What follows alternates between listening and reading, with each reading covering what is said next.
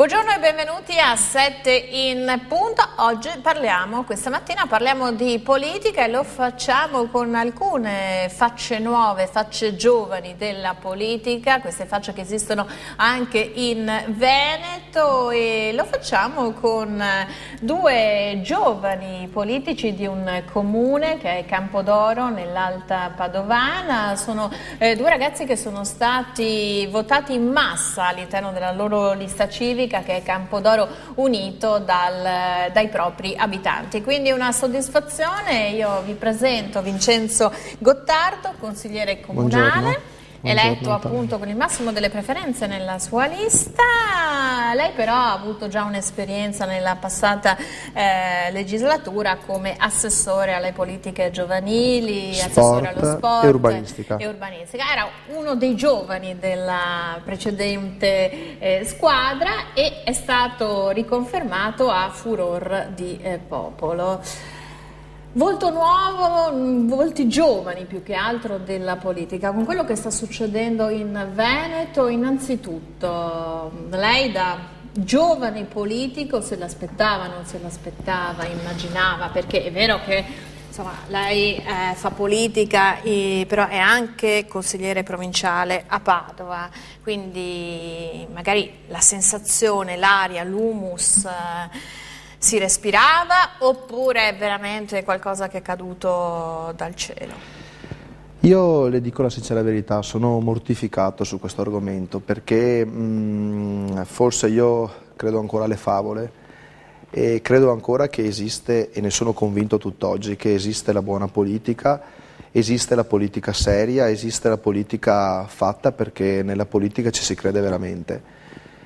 E sentire che anche in Veneto, quindi anche in casa propria, da quelli che erano un po' considerati gli attori, i protagonisti buoni della politica, forse perché di buono avevano fatto e avevano prodotto concretamente, no?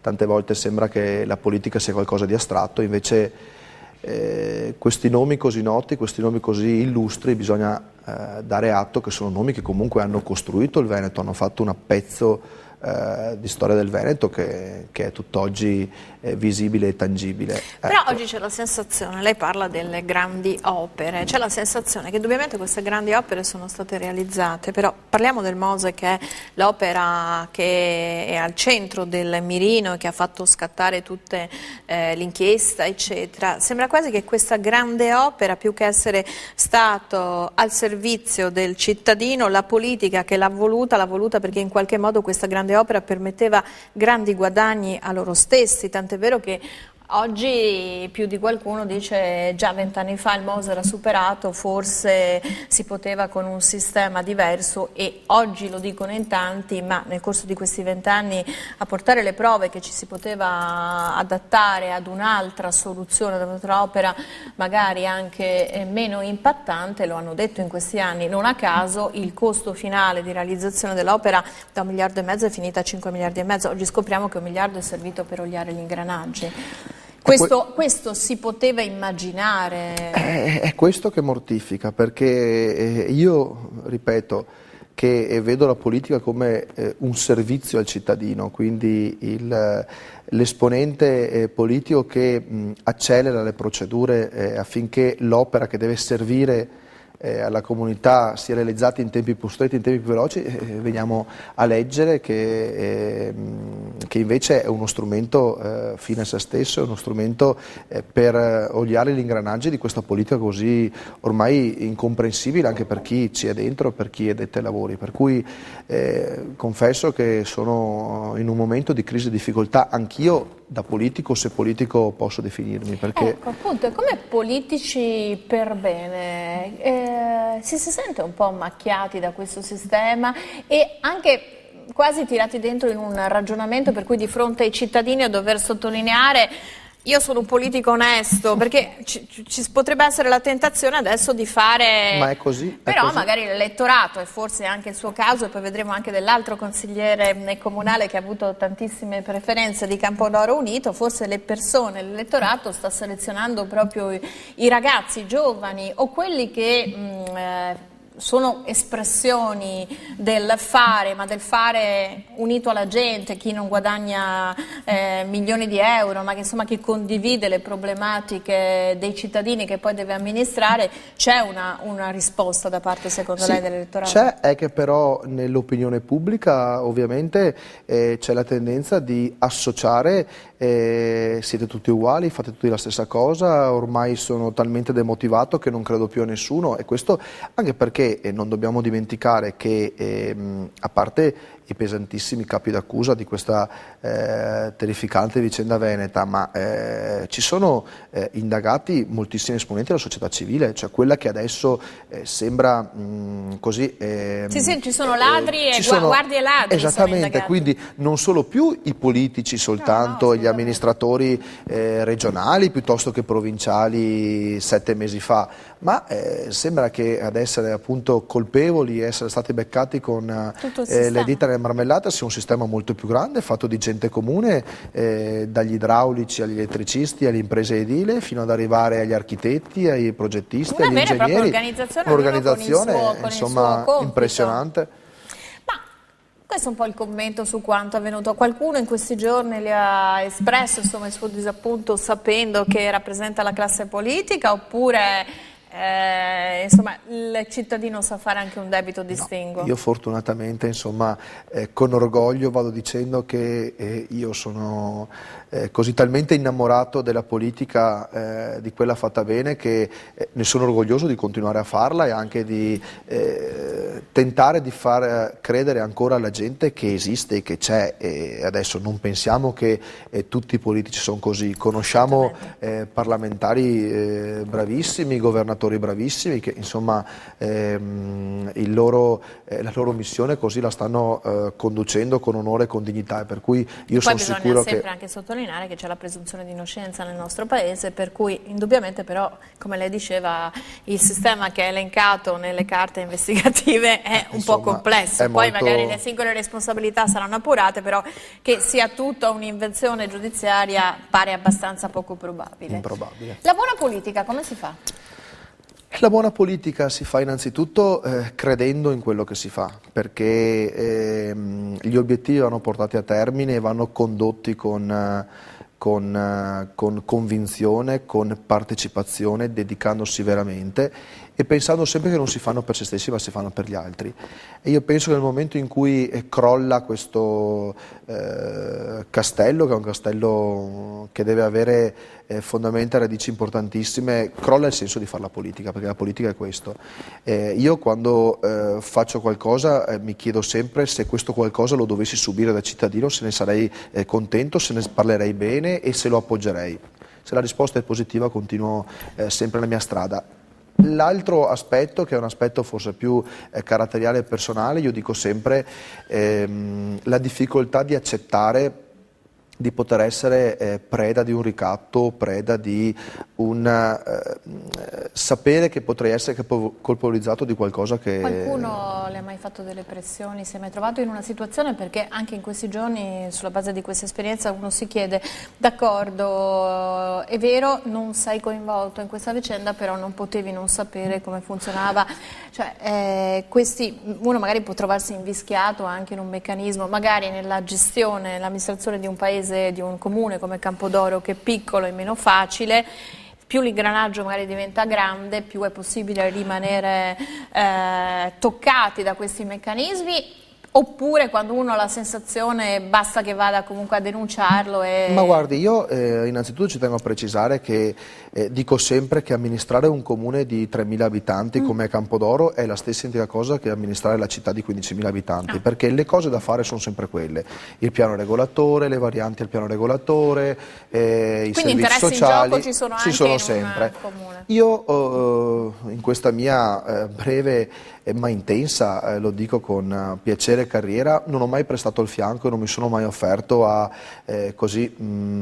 proposte o a situazioni insomma difficili. Laddove ho visto che non c'era chiarezza, di mia spontanea volontà ho fatto retromarcia e me ne sono andato, ma senza neanche voler entrare nel merito, e per cui io sono veramente sereno e dico: è vero che è il sistema, però Il sistema è fatto di uomini. Il sistema è fatto di uomini, sono gli uomini che fanno il sistema e gli uomini nel momento in cui sono parte lesa o sono causa del sistema hanno il dovere sacrosanto di alzare la voce, gridare, denunciare e su questo non c'è un minimo dubbio. Campodoro Unito ha espresso per il terzo mandato il sindaco, una maggioranza che si conferma. Qual è la forza di questa lista? Tra l'altro domani c'è il primo consiglio comunale, quindi il sindaco anche presenterà la squadra, ma già delle idee molto chiare di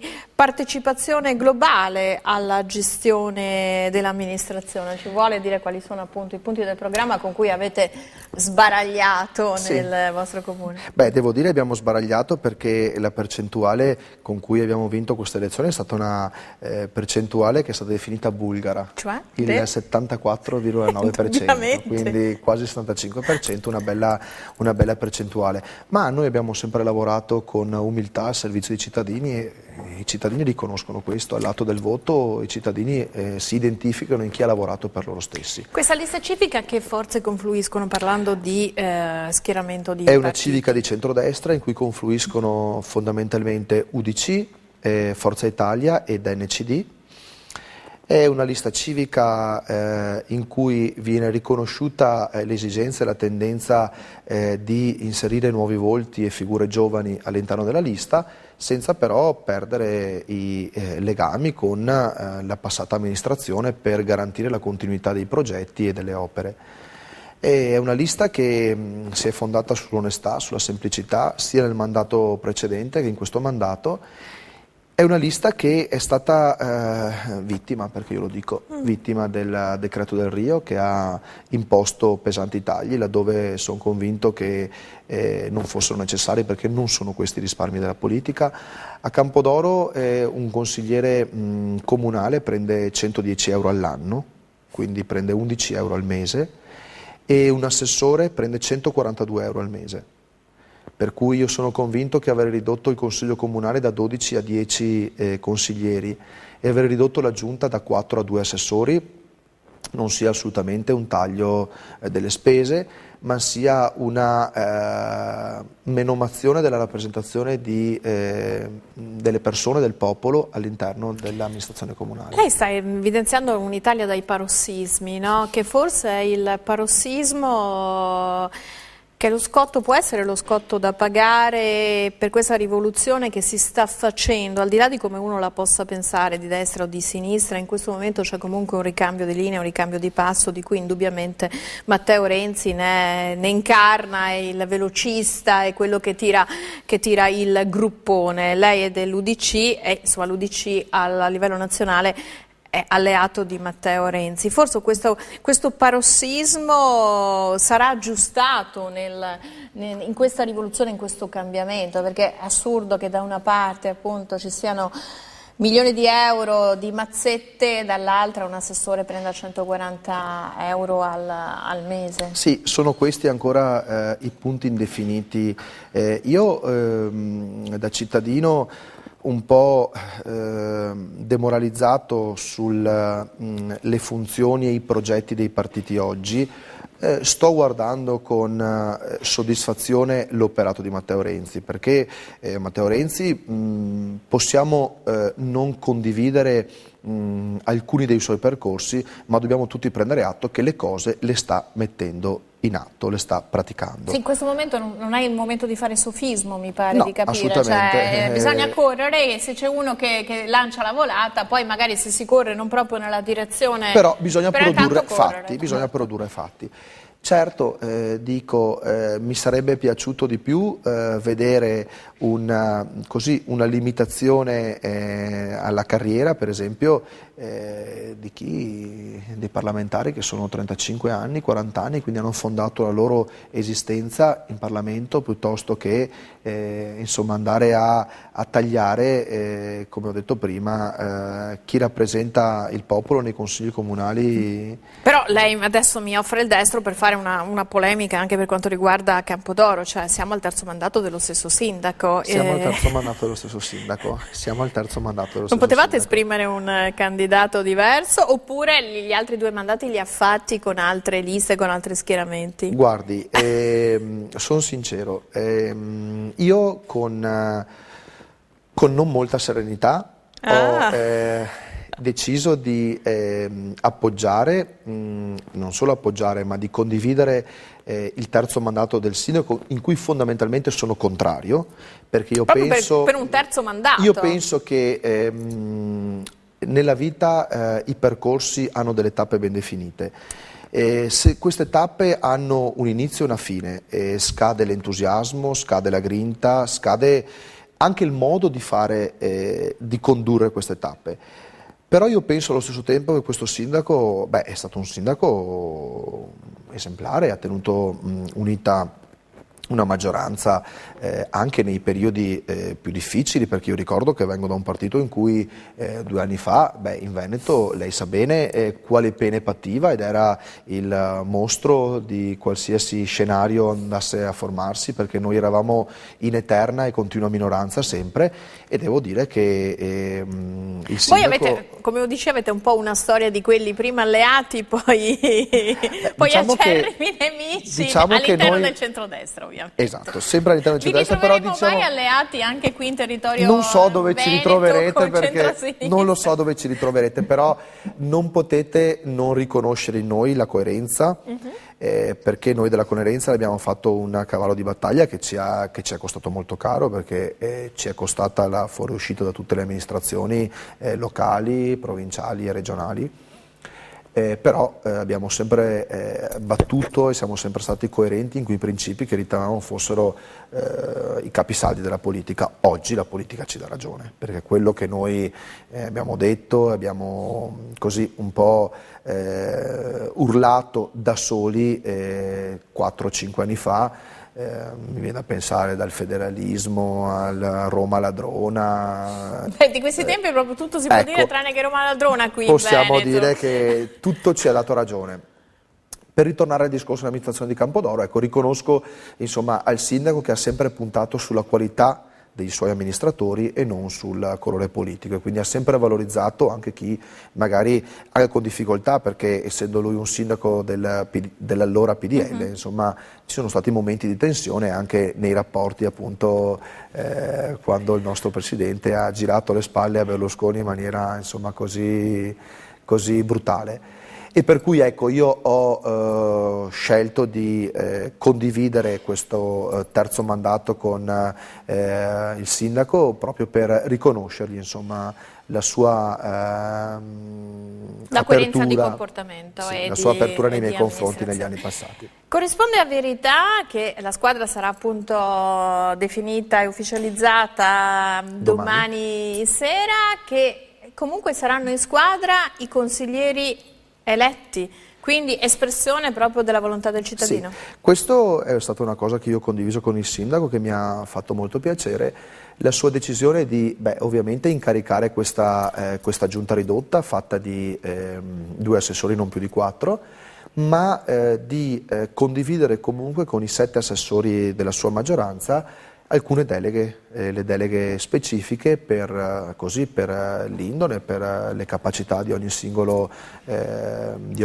consigliere, quindi al di là insomma di quello che prevede il decreto del Rio, quindi della riduzione degli assessori, però lui comunque ha condiviso con tutti i consiglieri, e questo secondo me è una bella apertura che gli fa onore e che anche dà agli altri consiglieri l'entusiasmo e la voglia di impegnarsi per il bene della comunità. Un'ultima cosa, io quando una figura politica non riesco a limitarmi alle cose del territorio che questa figura politica rappresenta, questa bufera giudiziaria che ha sconvolto non solo la politica ma sicuramente ha un peso politico notevole in Veneto. Il 2015 andiamo a elezioni, lei dice l'UDC è sempre stato l'ostracismo verso questo schieramento. Come vede gli scenari per il 2015? Questa bufera come li può condizionare e l'UDC che ruolo può avere? Guardi, le dico la sincera Con la verità. Lega che è l'unica che pare si sia salvata dei partiti forti da questa onda? Beh, premetto che da cittadino del Veneto io sono orgoglioso nel pensare che il governatore della regione, quindi il governatore che mi rappresenta, è pulito ed estraneo, quindi io spero che questa cosa persista e avrò ammirazione del mio presidente che non sarà mai nominato tra il registro di questi orrori che stiamo leggendo e vedendo. Io penso che la politica ha fatto nell'ultimo anno e farà nel prossimo anno dei passi, dei mutamenti talmente radicali, talmente veloci che facciamo fatica anche noi stessi a ipotizzare quale sarà lo scenario. Quindi c'è stato un reset che non può essere che positivo? Direi di sì, perché insomma, e può se essere ci positivo giriamo, un reset, no? Assolutamente sì. Perlomeno ci saranno facce nuove? Assolutamente sì. Già il fatto che ci sia un ricambio generazionale, forzato. già questo è un aspetto positivo che auspichiamo tutti. Ringrazio Vincenzo Gottardo, consigliere comunale di Campodoro Unito. Subito dopo la pubblicità. Un altro volto giovane, assolutamente nuovo, sempre di Campodoro nel Padovano. Tra pochissimo, grazie.